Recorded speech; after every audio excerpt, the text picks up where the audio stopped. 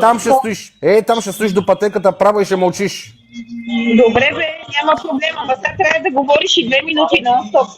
Да, бе, аз отив 9, направи ли 2? Направих 2 минути, даже и 1 секунда. Слушай песента. Ти пак си смръдлива. Над моята обич, земята ти окаеш като вода в душата. Давай.